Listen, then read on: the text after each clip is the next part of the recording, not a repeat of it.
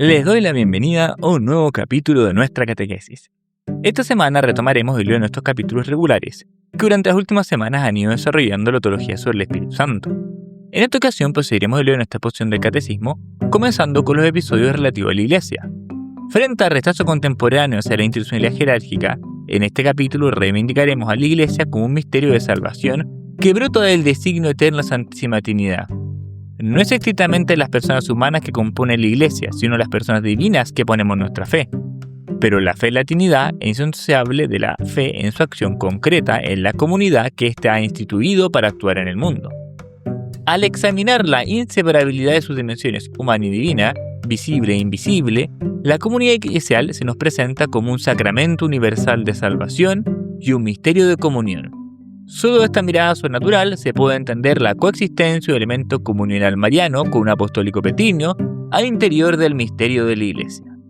Pero entremos en materia.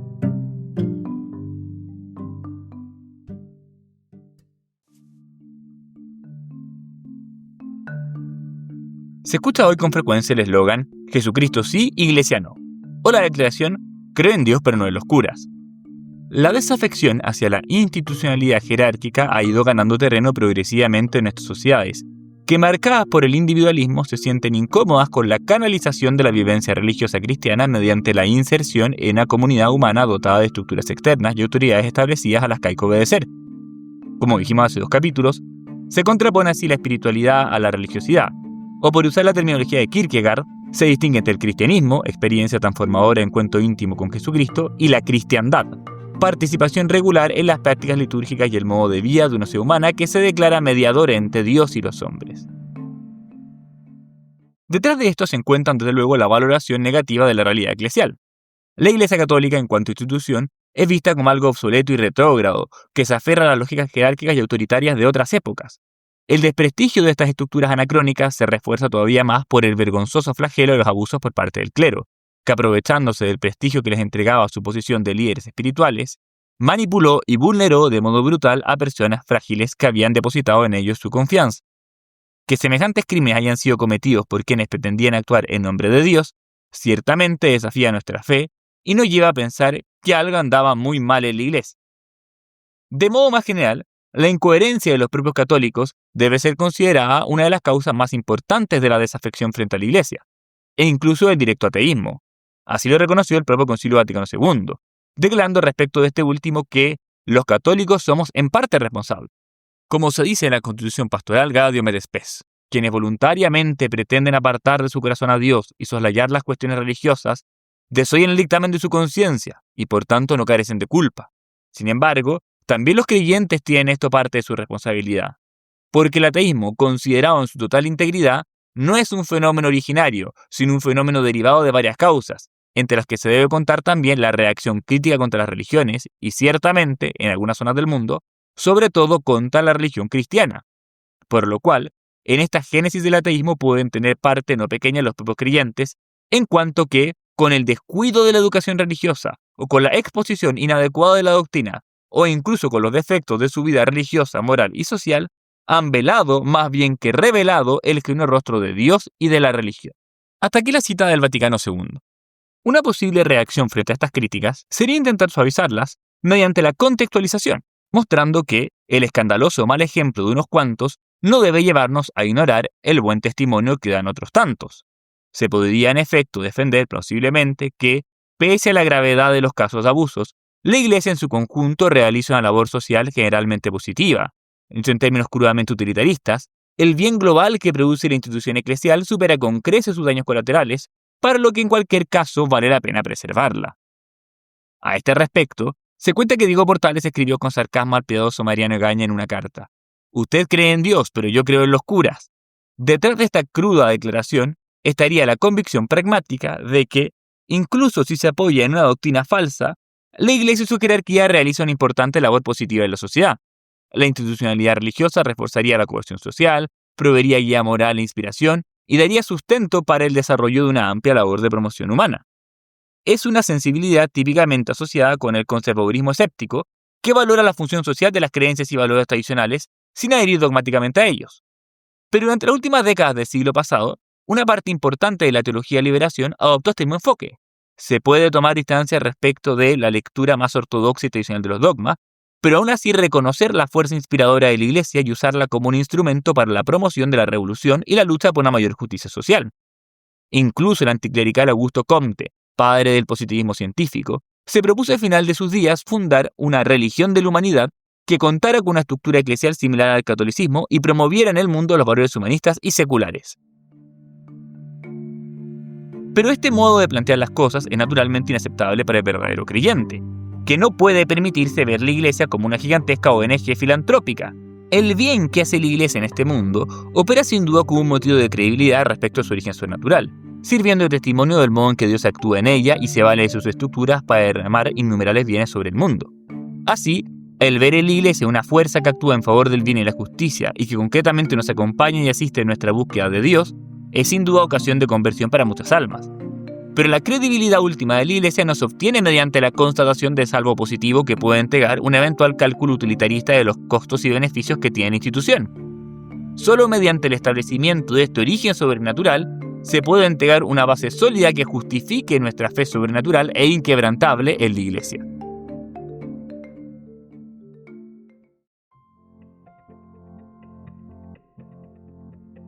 Como explicamos en el capítulo 9, el símbolo de los apóstoles forma el credo que habitualmente se recita en la misa dominical y tiene una estructura trinitaria. Se divide en 3 capítulos, marcados por la triple repetición de la palabra creo. Creemos en Dios Padre, en Jesucristo y en el Espíritu Santo. Vale la pena mencionar esto para que se note que no hay una cuarta repetición de la palabra creo al introducir la fe en la Iglesia, que queda así plenamente inserta dentro de la previa profesión de fe en las personas divinas. Así, el catecismo nos enseña que la fe sobre la Iglesia depende enteramente de los artículos que se refieren en Cristo Jesús. La Iglesia no tiene otra luz que la de Cristo. Ella es, según una imagen predilecta de los padres de la Iglesia, comparable a la luna, cuya luz es reflejo del sol. Según esta imagen, el sol de la Trinidad gloriosa proyecta su luz sobre el rostro de la Iglesia para que éste ilumine la noche de este mundo con su testimonio fiel de la verdad que nos fue manifestada en Jesucristo. Pero más inmediata y directamente, la fe en la Iglesia depende de la fe en el Espíritu Santo, de la cual es como una prolongación, tal como lo indica claramente la estructura del credo. Como dijo con una feliz expresión San Hipólito de Roma, la Iglesia es donde florece el Espíritu. Creer en la Iglesia no es otra cosa que creer en la eficacia concreta de la acción del Paráclito en las almas de los fieles, reunidos en una gran familia a la que se ingresa formalmente por el bautismo. La Iglesia entonces no es objeto de fe del mismo modo que lo son el Padre, el Hijo y el Espíritu Santo. No creemos en la Iglesia del mismo modo en que creemos en el Padre, en el Hijo y en el Espíritu Santo. No podríamos hacerlo sin incurrir en idolatría, pues la Iglesia es a fin de cuentas una realidad creada que no debe ser confundida con el Creador. Como se explicó en el capítulo 7, en latín se distingue entre creer en y creer que. La misma marca gramatical está presente en el credo, donde no afirmamos creo en el Espíritu Santo y en la Iglesia, sino creo en el Espíritu Santo la Iglesia. Es solo en Dios que depositamos nuestra fe incondicional. Pero esa misma fe incondicional nos exige confesar que Dios adorna de dones a la Iglesia y la hace un instrumento eficaz para la redención. Ciertamente, no se trata de que Dios necesita a la Iglesia cual instrumento necesario para producir efectos que no están en sus manos realizar de un modo directo. De hecho, la mediación de la Iglesia no debe entenderse como algo que genera una interposición entre el individuo y Dios, sino como una comunidad que facilita el encuentro directo con Dios en cada alma. Dios ha escogido a la Iglesia como instrumento por pura benevolencia, para entregar a los fieles la oportunidad de, en cierto modo, colaborar en su plan. Ha querido valerse de un instrumento humano ilimitado para manifestar su amor a la humanidad y obrar la salvación con nuestra cooperación. De este modo, respeta también en mayor medida la libertad de nuestra respuesta, pues no impone la verdad con la fuerza avasalladora de un sol cuyo brillo deslumbrante enceguece, sino que la sugiere sutilmente como una antorcha capaz de guiar nuestros pasos en medio de la oscuridad, reflejándola pálidamente en el semblante de su Iglesia. Así, entrega un tiempo intermedio para invitarlos a todos a la conversión antes de su venida gloriosa, como gran juez victorioso en el fin de los tiempos. Esta colaboración de las criaturas hace que en el misterio de la redención queden misteriosamente entrecruzados lo humano y lo divino. Es la lógica de la encarnación, en virtud de la cual la humanidad y divinidad quedan insolublemente asociadas en un consorcio sobrenatural. El primer paso para comprender a la Iglesia es reconocer que esta es una institución humana y divina al mismo tiempo, como Cristo es humano y divino al mismo tiempo. Y por eso en ella se entrecruzan la grandeza de Dios y la miseria humana. Así, reconociendo la vinculación de la acción divina a esta institución humana, imitamos en cierto modo el proceso por el que los apóstoles lograron trabajosamente reconocer la divinidad del Verbo indisolublemente unida a su humanidad santísima.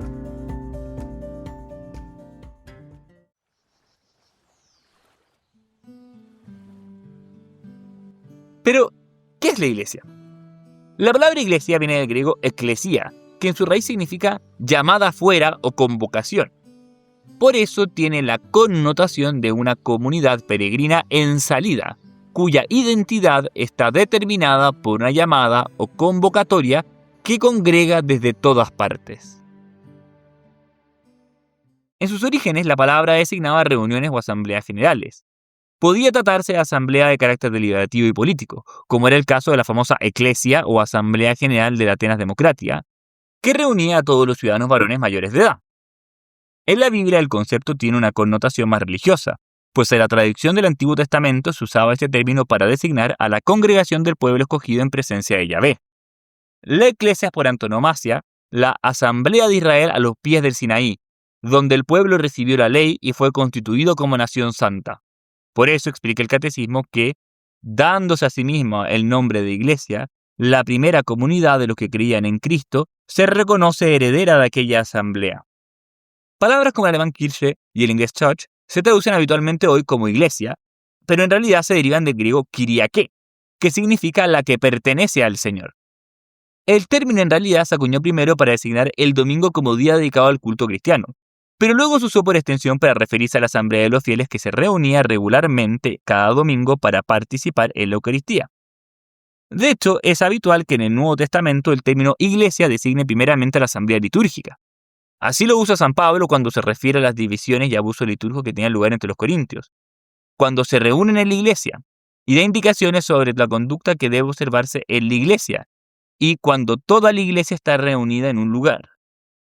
Lo usa nuevamente para referirse a lo que enseñó en todas las iglesias de los santos y explicar nuevamente el modo en que hay que conducirse en ellas. Contrariamente a lo que imaginaríamos hoy, San Pablo no se está refiriendo con esta palabra a un edificio especialmente dedicado al culto, pues en la época en que se escribe los cristianos no contaban con templos físicos y se reunían en las mismas casas de los fieles. La iglesia no es otra cosa que la asamblea misma reunida para celebrar la Eucaristía. Pero ya en el mismo Nuevo Testamento el término se empieza a usar en sentido más extendido para designar una comunidad local de fieles, precisamente por tratarse de quienes participaban regularmente en la asamblea dominical. Así, la participación común en la Eucaristía los marca de tal modo que siguen perteneciendo a la iglesia aun cuando ya no están reunidos para la actividad litúrgica. Así, encabeza San Pablo la misma carta dirigiéndole a la iglesia de Dios que está en Corintio, y en otro lugar se refiere al mandato que le dio a las iglesias de Galacia. Pero la Eucaristía tiene la capacidad de unir no solo a la comunidad local que se reúne físicamente para su celebración, sino a todas las comunidades que, dispersas por el orbe de la tierra, hacen lo mismo. Por eso, todas estas asambleas constituyen una única gran asamblea de los elegidos. Y por eso el propio San Pablo utiliza en otras ocasiones el término iglesia para referirse a toda la comunidad universal de los creyentes. Confiesa así que en otro tiempo perseguía con saña la iglesia de Dios y la combatía. Con esto no se refiere a la actitud que tuvo con una comunidad particular, sino con todas las iglesias a la vez, en cuanto comprendía correctamente que los seguidores de Jesucristo eran una gran comunidad unitaria. Todos estos sentidos de la palabra están en el fondo conectados. La iglesia es un gran pueblo que Dios reúne de todo el mundo y que subsiste una constelación de comunidades locales que se reúnen en torno a la celebración litúrgica y específicamente en torno a la Eucaristía. Desde sus inicios, la experiencia cristiana no era la de un encuentro estrictamente individual y subjetivo con Dios en la intimidad del alma, sino el encuentro con un Cristo que vivía en una comunidad concreta de personas que celebraban los sacramentos y escuchaban con fe la palabra. Esta comunidad se consideraba como auténtico cuerpo de Cristo, al margen del cual no era posible participar de los dones que éste comunica a la humanidad.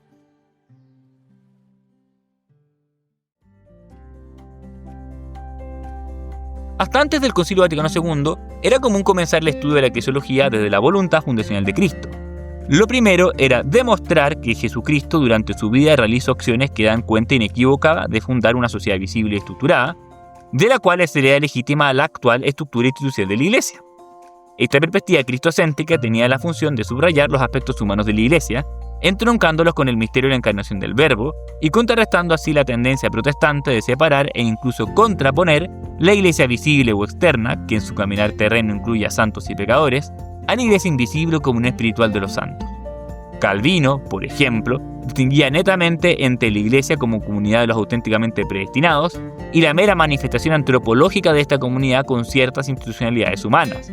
En oposición a esto, San Roberto Bellarmino definió la Iglesia como la única y verdadera comunidad de los hombres congregados mediante la profesión de la verdadera fe, la comunión con los mismos sacramentos, bajo el gobierno de legítimos pastores y principalmente el vicario de Cristo en la tierra, el romano pontífice.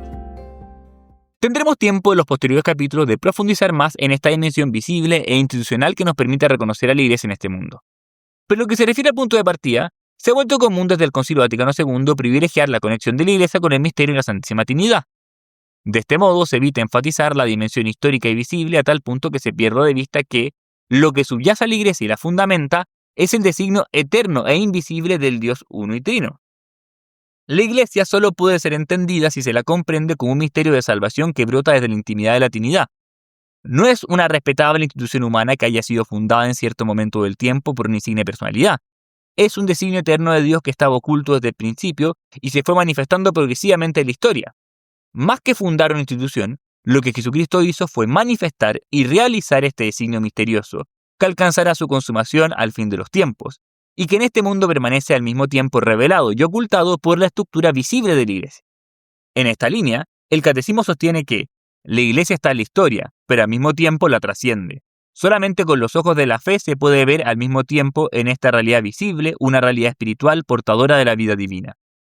Es en ese sentido que el Concilio Vaticano II insiste en la inseparabilidad de las dimensiones visible e invisible de la Iglesia, presentando esta convergencia paradójica como algo que en cierto modo prolonga la lógica de la encarnación. La sociedad provista de sus órganos jerárquicos y el cuerpo místico de Cristo, la asamblea visible y la comunidad espiritual, la Iglesia terrestre y la Iglesia enriquecida con los bienes celestiales, no deben ser consideradas como dos cosas distintas, sino que más bien forman una realidad compleja que está integrada en un elemento humano y otro divino. Por eso se la compara, por una notable analogía, al misterio del Verbo encarnado, pues así como la naturaleza asumida sirve al Verbo divino como de instrumento vivo de salvación unido indisolublemente a él, de modo semejante la articulación social de la Iglesia sirve al Espíritu Santo, que la vivifica, para el acrecentamiento de su cuerpo. Hasta aquí la cita de la Constitución Dogmática Lumen Gentium del Concilio Vaticano II. Es decir, la Iglesia debe ser vista como una realidad al mismo tiempo humana y divina, visible e invisible, cuerpo místico y sociedad humana dotada de institucionalidades. No se le entiende si la rehúsa sus dimensiones espirituales y se desconoce que dicho espíritu se encarna dentro de los límites e imperfecciones de las personas humanas que componemos la Iglesia. Pero tampoco se comprende a la Iglesia si se la considera como una pura institución benéfica para la promoción humana, por más venerable que se pueda estimar que sea su contribución en ese orden. Ya muchos siglos antes, en plena época medieval, San Bernardo de Claraval expresaba poéticamente esta misteriosa paradoja con unas hermosas palabras que nos transcribe el Catecismo. ¡Qué humildad y qué sublimidad! Es la tienda de Cadar y el santuario de Dios, una tienda terrena y un palacio celestial, una casa modestísima y un aula regia, un cuerpo mortal y un templo luminoso, la despreciada por los soberbios y la esposa de Cristo. Tiene la tez morena, pero es hermosa, hija de Jerusalén. El trabajo y el dolor del prolongado exilio la han deslucido, pero también la hermosea su forma celestial. Hay dos expresiones características de la teología del Concilio Vaticano II que expresan de un modo especialmente adecuado esta realidad paradójica de la Iglesia: el misterio de comunión y el sacramento de salvación. En realidad, sacramento y misterio son expresiones que tienen un mismo origen. Ambas se derivan de palabras con que el griego mysterion fue traducido al latín, pero en su uso ulterior, sacramentum comenzó a connotar el signo visible de la realidad oculta que era indicada con los términos mysterium. En todo caso, ambas realidades evocan los llamados cultos mistéricos, grupos religiosos extendidos en el mundo greco-romano que ofrecían cierta experiencia de salvación a quienes fueran iniciados para participar de sus ritos ocultos. Es el propio San Pablo quien inicia esta comparación, presentando en sus cartas la revelación recibida como un auténtico misterio administrado por los apóstoles, en el que sus destinatarios habían sido iniciados por el bautismo mediante una revelación que me dio a conocer el misterio. La Iglesia es, por una parte, misterio de comunión de los hombres entre sí y con Dios. Ambas cosas son indisociables. Si bien el primer fin de la Iglesia es la unión íntima de los hombres con Dios, esto tiene como consecuencia inmediata e indisociable la unidad de todo el género humano. En el fondo, la vocación social del ser humano, creado para ser imagen viva del Dios Trino mediante el amor de comunión, exigía que nuestra redención involucrase la conformación de una comunidad. La Iglesia existe porque Dios no ha querido salvarnos individualmente, sino constituirnos en un único pueblo universal, cuya comunión refleje el misterio de comunión que hay en su misma intimidad. Por eso el Concilio Vaticano II nos presentó a la Iglesia como signo de comunión trinitaria e instrumento para la reconciliación de los hombres con Dios y de los hombres entre sí. Es lo que San Pablo expresa cuando describe que el designio divino para el fin de los tiempos era recapitular en Cristo todas las cosas. Esta comunión de todos y todo en Cristo es en cierto modo la finalidad última a la que se ordena toda la realidad de la Iglesia, destinada a ser un instrumento para difundir en todo el mundo el vínculo de la caridad. Esta unidad universal a la que la Iglesia se ordena ya está imperfectamente realizada en ella, en la medida en que congregan en sí a personas de toda índole. Esta convocatoria universal en una gran asamblea es lo que la visión descrita del Apocalipsis describe como una gran multitud que nadie podía contar de todas las naciones, tribus, pueblos y lenguas. Pero es una unidad que sigue siendo incompleta y de cara a cuya realización completa, la Iglesia es un signo y un instrumento. Mientras con la expresión misterio de comunión aludimos entonces a la realidad invisible y espiritual de la Iglesia, con la expresión sacramento de salvación expresamos la realidad visible que es instrumento mediante el cual actúa eficazmente esta realidad espiritual. Así, afirma el Concilio Vaticano II que la Iglesia es en Cristo como un sacramento, o sea, un signo e instrumento de la unión íntima con Dios y de la unidad de todo el género humano. Los sacramentos son signos sensibles y eficaces para la comunicación de la gracia y los bienes sobrenaturales. Jesucristo instituyó 7 sacramentos: la Eucaristía, el bautismo, la confirmación, la penitencia, la unción de los enfermos, el orden sacerdotal y el matrimonio, cuya administración le fue confiada a los apóstoles. Estos sacramentos son el instrumento del que se vale el Espíritu Santo para distribuir la gracia de Cristo entre todos los miembros de la Iglesia. Pero en la medida en que es la Iglesia quien contiene en sí estos sacramentos y comunica la gracia a los fieles mediante su administración, se puede decir que toda la Iglesia es sacramento de salvación. Así, Cristo se sirve de ella como instrumento de la redención universal. Como explica el Concilio Vaticano II, Cristo, levantado sobre la tierra, atrajo hacia sí a todos.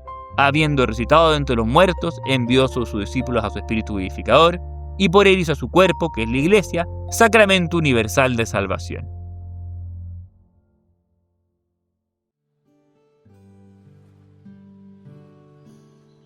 La prioridad del elemento misterioso sacramental de la Iglesia sobre sus estructuras institucionales ha sido objeto de reflexión creciente por los últimos pontífices. La realidad comunional invisible de la Iglesia es a veces asociada con su condición de esposa que responde fielmente al amor de Cristo y llamada por ella el elemento mariano. La dimensión de signo visible, en cambio, se asocia con las estructuras de gobierno, caracterizadas por una jerarquía en cuya cúspide se encuentra el Romano Pontífice, y por eso se le llama el elemento petrino. Ambos elementos pueden ser legítimamente distinguidos, pero no separados ni contrapuestos, pues forman parte integral del designio de Dios para su Iglesia. San Juan Pablo II usó esta reflexión sobre los aspectos marianos y petrinos para iluminar el lugar de las mujeres en la Iglesia, insistiendo en que su exclusión del sacerdocio ministerial y por tanto de las estructuras de gobierno jerárquico no implica en absoluto una participación secundaria dentro de la vida del pueblo de Dios. Para evitar comprensiones excesivamente mundanas de estos temas, es fundamental comenzar nuestra reflexión desde la dimensión sobrenatural de la Iglesia y pensar sus estructuras externas y visibles como una expresión limitada, aunque necesaria, de aquella. A este respecto, explicaba el Romano Pontífice en la carta Mulieris Dignitatem: el Concilio Vaticano II ha renovado en la Iglesia la conciencia de la universalidad del sacerdocio. En la nueva alianza hay un solo sacrificio y un solo sacerdote, Cristo. De este único sacerdocio participan todos los bautizados, ya sean hombres o mujeres. Esta participación determina, además, la unión orgánica de la Iglesia como pueblo de Dios con Cristo. Con ella se expresa a la vez el gran misterio de la carta a los Efesios: la esposa unida a su esposo. Esto concierne a todos en la Iglesia, tanto a las mujeres como a los hombres, y concierne obviamente también a aquellos que participan del sacerdocio ministerial, que tiene el carácter de servicio. En el ámbito del gran misterio de Cristo y de la Iglesia, todos están llamados a responder, como una esposa, con el don de la vida al don inefable del amor de Cristo, el cual, como Redentor del mundo, es el único esposo de la Iglesia. Esto tiene una importancia fundamental para entender la Iglesia misma en su esencia, evitando trasladar a la Iglesia, incluso en su ser una institución compuesta por hombres y mujeres insertos en la historia, criterios de comprensión y de juicio que no afecten a su naturaleza. Aunque la Iglesia posee una estructura jerárquica, sin embargo, esta estructura está ordenada totalmente a la santidad de los miembros del cuerpo místico de Cristo. La santidad, por otra parte, se mide según el gran misterio en el que la esposa responde con el don de amor al don del esposo, y lo hace en el Espíritu Santo, porque el amor de Dios ha sido derramado en nuestros corazones por el Espíritu que nos ha sido dado. El Concilio Vaticano II, confirmando la enseñanza de toda la tradición, ha recordado que en la jerarquía de la santidad, precisamente la mujer, María de Nazaret, es figura de la Iglesia. Ella precede a todos en el camino de la santidad. En su persona, la Iglesia ha alcanzado ya la perfección con la que existe inmaculada y sin mancha. En ese sentido, se puede decir que la Iglesia es, a la vez, mariana y apostólico-petrina. Hasta aquí la cita de Mulieris Dignitate. De hecho, San Juan Pablo II sostenía incluso que en la Iglesia había una prioridad de lo comunional y mariano por sobre lo jerárquico y petrino.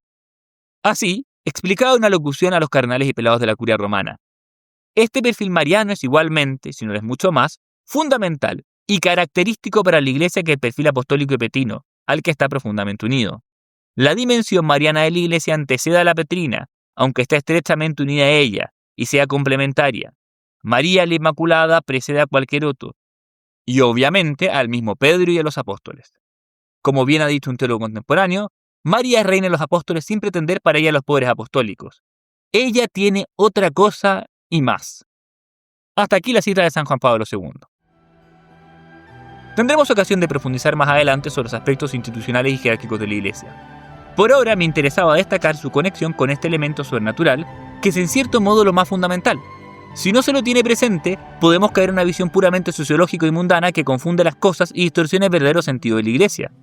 Es cierto que esta es en muchos casos ocasión de escándalo, estando lejos de reflejar de modo puro e ideal el rostro de la esposa ferviente que es misterio de comunión y sacramento de salvación.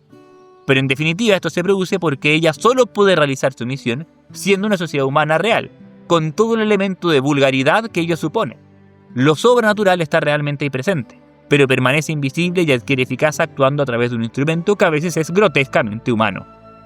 Y sin embargo, es una humanidad inhabitada por el Espíritu Santo y eficaz en su realización del designio de Dios. Como explica otro párrafo del Concilio Vaticano II que intentaba expresar esta paradoja, es característico de la Iglesia ser, a la vez, humana y divina, visible y dotada de elementos invisibles, entregada a la acción y dada a la contemplación, presente en el mundo y sin embargo peregrina, y todo esto de suerte que en ella lo humano está ordenado y subordinado a lo divino, lo visible a lo invisible, la acción a la contemplación y lo presente a la ciudad futura que buscamos.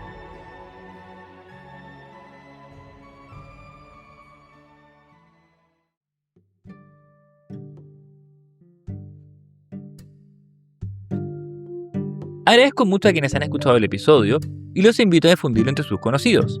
Me alegra contarles que durante esta temporada hemos alcanzado un público más amplio que en el de nuestros inicios, pero me temo que aún podemos llegar a muchas personas más, y para eso cuento con su ayuda. Seguro que muchos auditores también sentirán esa necesidad urgente de promover a nuestro alrededor una comprensión más sobrenatural de la Iglesia, alimentando en todos los fieles un gran amor por ella. La próxima semana seguiremos explorando la relación entre lo humano y lo sobrenatural en la Iglesia, haciendo un repaso sobre sus orígenes y su destino de acuerdo con la Sagrada Escritura. No dejen de unirse para revisar este apasionante tema con nosotros. Nos vemos online. Free audio post-production by alphonic.com